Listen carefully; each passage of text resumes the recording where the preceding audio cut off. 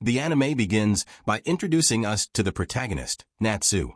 While he's at home, his friend sends him a zap message, saying he's on a beach surrounded by bikini-clad soda bottles.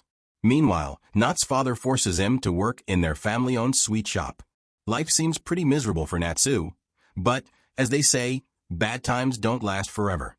Out of nowhere, a very peculiar and respectable young girl simply arrives at the store, and the boy is so hypnotized by the view that he has to immediately stand still.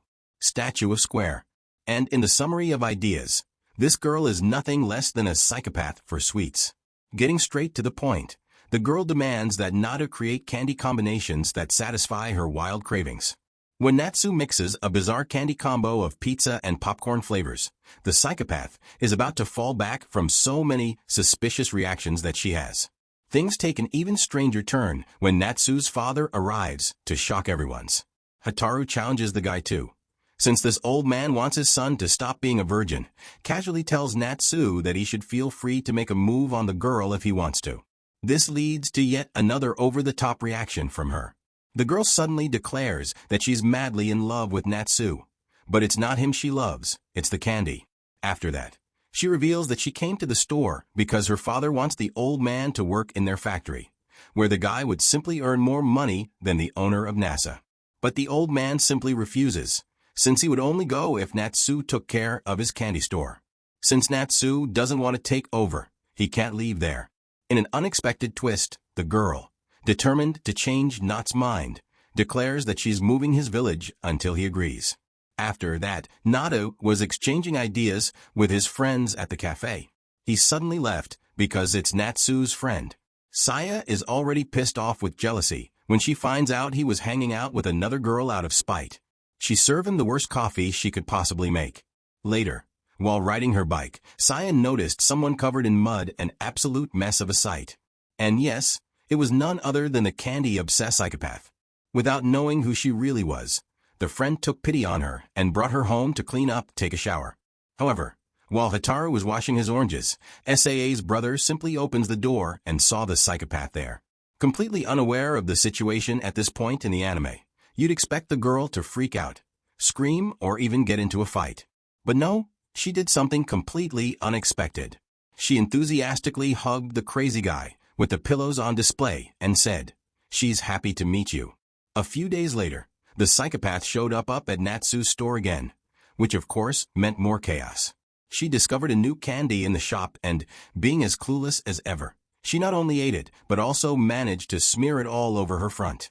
Naturally, the girl wanted Natsu to see up close that she dirtied the oranges. That is poor. Noda was on the verge of losing it, his nervousness going through the roof. Oh, how delicious.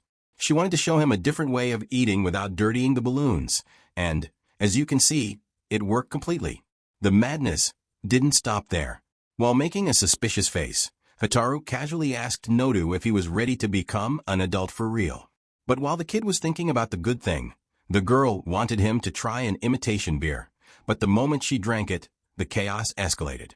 She immediately became totally stoned, unleashing yet another wave of bizarre and over-the-top reactions.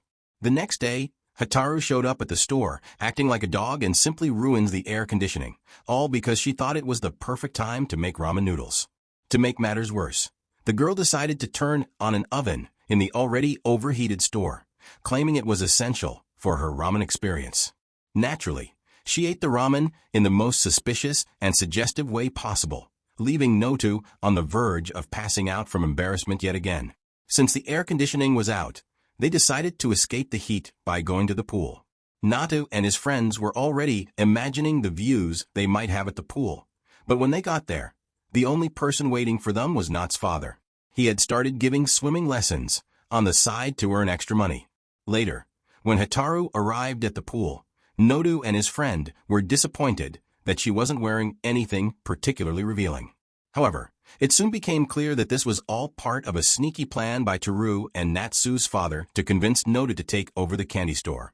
But being the stubborn son that he was, even seeing how broke his father was, Nodu refused and stormed off. Another day, the candy-obsessed girl returned to the store only to find a new character too, a blonde guy who clearly had no interest in sweets. The girl, convinced that To was trying to test her reputation as the ultimate sweets lover, and decided to challenge him without warning. She grabbed a piece of DL Decha and hurled it at his face like a baseball. The next day, when Nodu arrives at the store, he sees Hikaru simply throwing herself inside a store with a blindfold on her face. She's clearly angry and wants to prove she has an extraordinary ability to identify any candy just by tasting it. And as knowing that everything in this anime ends in a suspicious situation, obviously the kid tries to refuse. But, like the cattle that he is, obviously it doesn't work. And to make it even more sus, he still has to twist his foot and tie it up her hands. Natsu's imagination runs wild, assuming all sorts of embarrassing scenarios. But it turns out she wanted him to put the sweets in her mouth. And the girl is utterly obsessed with Sweets' nails. The challenge? On the first try, correctly identifying the candy she tastes. When it's Natsu's turn, he also gets it right.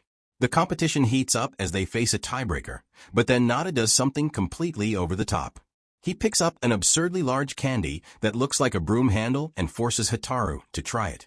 While this would usually land someone in jail, since she's a psychopath, she's hungry for 70 dessert beggars. The girl simply eats the whole thing and still manages to identify it correctly. It was a rolled-up candy called Sakuro. Natsu is stunned, but now becomes the worst part. He wanted to train one more time. Suddenly his dad arrives and sees his son blindfolded and tied up. His mind immediately jumps to the worst possible conclusion. Misunderstanding the situation, he awkwardly excuses himself, thinking he's interrupting. Some romantic moments later, we see Hikaru meeting with Nat's dad in the middle of the night and taking a strange powder and acting suspiciously. Nadu catches them in the act. The old man goes crazy and says that if Natsu doesn't tell anyone, he'll give him some too. But when he tries the mysterious substance, it turns out to be powdered candy. Noda demands to know why his father was giving it to Hodu in such a sketchy way. And the truth comes out. This candy is illegal to sell. When we think that this scene can't get any weirder, the psychopath makes the kid try it too. Once he does, he realizes the candy is amazing. Nada even thinks about selling this contraband in the store. The only problem is that the kid's father got so high on the stuff he can't stop taking, and seeing that there's nothing he can do, they simply decide to admit the old man to a clinic for crazy people who's eating sweets.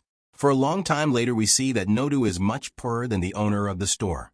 Suddenly the psychopath enters the shop and says he knows a bizarre plan to make money, eating all the prize-winning candies in the store until she finds one with $1 million prize. Shockingly, her plan works. He actually wins something. However, the girl is so pissed off for not winning anything herself, so she challenges him to a duel of sour candy. The stakes. If Nada flinches at the sourness, not only will he lose, but he'll also have to stay and work at the store for the rest of his life. If she loses, she will do something sweet and generous in return. But today her luck is not her side.